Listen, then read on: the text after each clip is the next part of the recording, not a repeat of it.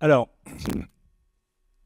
qu'est-ce que je peux vous raconter sur ce qui se passe? Eh bien, tout a été dit, mais en définitive, à l'instant, tout a été dit.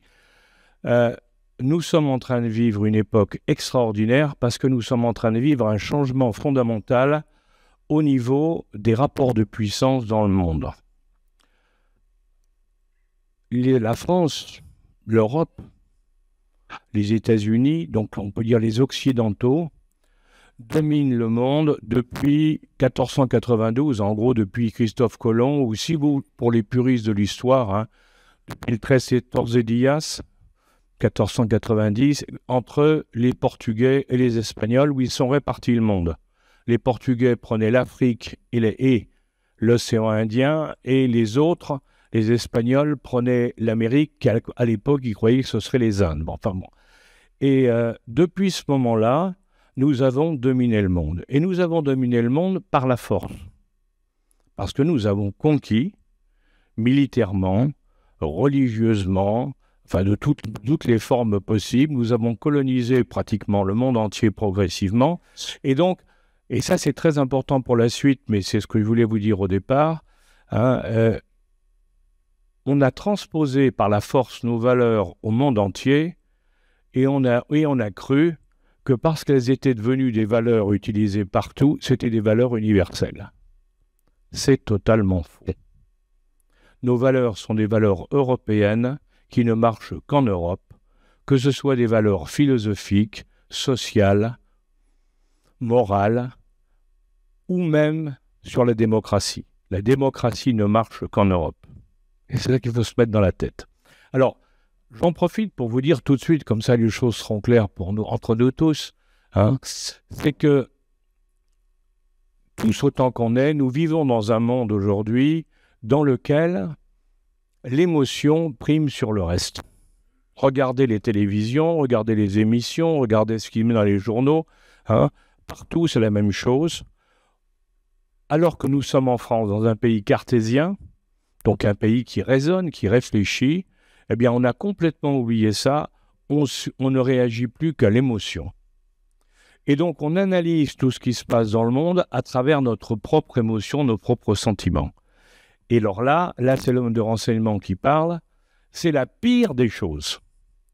Parce que si vous voulez comprendre ce qui se passe, il faut arrêter de jouer sur votre ressenti, il faut rester sur les faits, il faut être factuel. Et quand on est factuel, alors il y a plein de choses qui s'ouvrent et qui se révèlent, et on se dit, mais comment je ne les ai pas vues? Je ne les ai pas vues parce que je m'étais fait enfumer, il n'y a pas d'autre terme, par des gens qui nous racontent, qui jouent l'émotion, et à travers l'émotion veulent nous permettre justement d'aller dans ou nous poussent à aller dans un sens qui n'est pas du tout les faits, qui est une manipulation de l'information ou une influence, comme on dit maintenant, mais une influence qui va faire que vous allez vous retrouver sur des rives d'interprétations qui n'ont rien à voir avec la réalité. Alors je voulais vous le dire au départ parce que dans ce que je vais vous dire, je suis certain qu'un certain nombre d'entre vous risquent d'être choqués par moments. Alors je vous le dis très franchement, je m'en fous. Moi je vous dirai ce que je pense, je vous dirai tout ce que je vais vous dire, je essaierai de vous donner des éléments de référence à chaque fois, mais sinon, vous pourrez les vérifier sur vos portables, vous pourrez les vérifier partout, vous verrez. Moi, je me contente des faits, je ne regarde que les faits, et c'est ça qui m'intéresse. Alors, je vous dis ça en préambule, si je peux dire, parce que lorsqu'on parle de la fin, de la bascule, si vous voulez, entre le monde occidental et un monde dont on va parler qui est en train d'arriver, beaucoup de gens disent « mais vous racontez n'importe quoi ». Pourquoi? Parce qu'il y a une espèce de déni. On ne veut pas avouer, ça se comprend d'une certaine manière, on ne veut pas avouer que, en définitive, oui, on est en difficulté. Alors, je ne parle pas de la France, bien entendu, parce que là, si on parle de difficulté, c'est pire qu'ailleurs. Encore que l'Allemagne, c'est encore pire que nous. Donc, vous savez, quand vous regardez, tous les pays pratiquement d'Europe traditionnelle sont en crise. L'Angleterre est en crise. Les États-Unis, avec Trump, et ça je vais vous en parler, tentent de sortir de la crise. C'est-à-dire que tous les pays occidentaux sont en difficulté, certains essaient de réagir et d'autres sont en train de couler. C'est ça la réalité. Qu'est-ce qui est en train de se passer? je vous le disais, on a dominé le monde. C'est vrai. Seulement, le système qu'on avait mis en place, qui était très intelligent, il faut bien, parce qu'il ne faut pas regretter les choses, c'était très intelligent parce que grâce à ce système que nous avons mis en place, on a connu un développement du niveau de vie dans les pays européens, les pays occidentaux, qui n'a jamais été comparable à tout ce qui a pu se passer dans l'histoire du monde. On a eu une accélération de l'élévation du niveau de vie incroyable. Donc ça, il faut s'en réjouir. Mais comment on l'a obtenu? On l'a obtenu par un système très simple en définitive. On colonisait sous une forme ou sous une autre. On exploitait les richesses locales qu'on récupérait pour les ramener chez nous, qu'elles soient la population, les mines ou ce que vous voulez. On les ramenait chez nous, on les transformait chez nous, c'est-à-dire qu'on créait de la valeur ajoutée chez nous, et cette valeur ajoutée nous permettait de nous développer. Donc c'était un système formidable, simplement, il y avait ceux qui en bénéficiaient, c'était nous, et puis les autres, évidemment, ce n'était pas le cas. Efficace, Les Grecs faisaient la même chose, entre parenthèses en Grèce, on n'en parle pas, mais ils faisaient la même chose.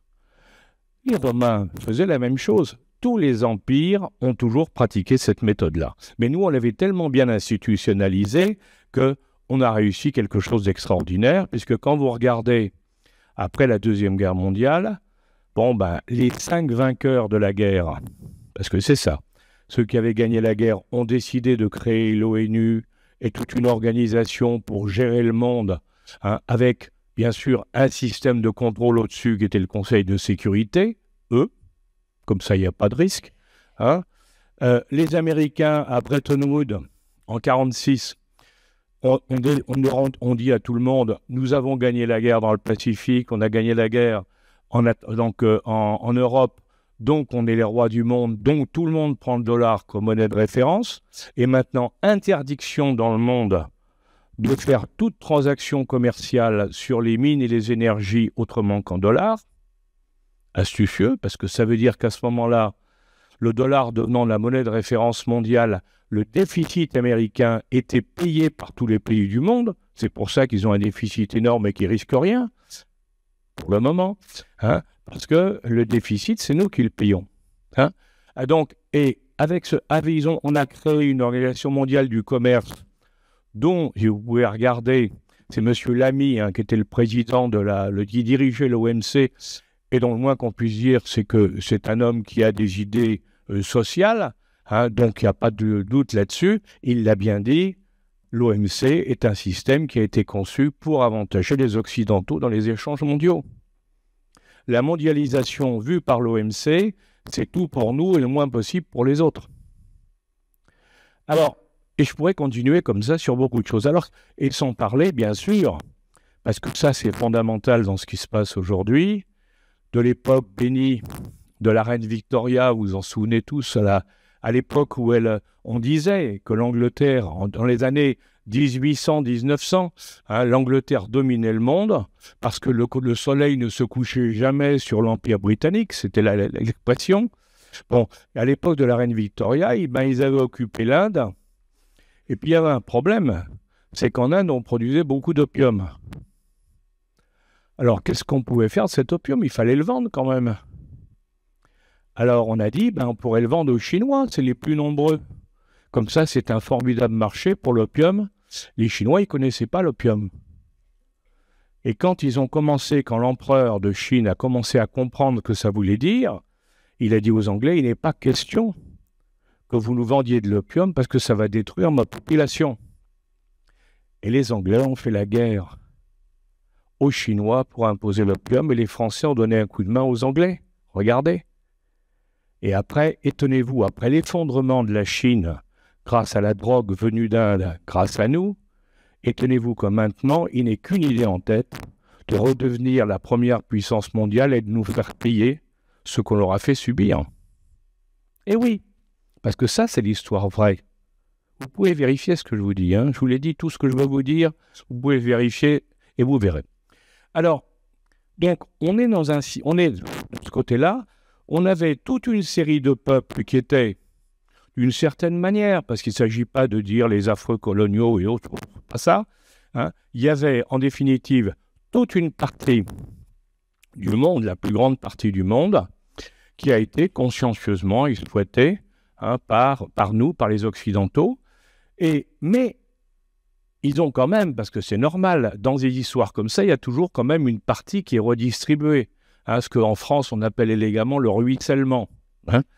Et donc ce ruissellement a fait que dans les populations locales, il y a eu une élévation du niveau de vie, il y a eu une amélioration des techniques, ils ont appris beaucoup de choses quand même, heureusement d'ailleurs, hein, ça a été utile.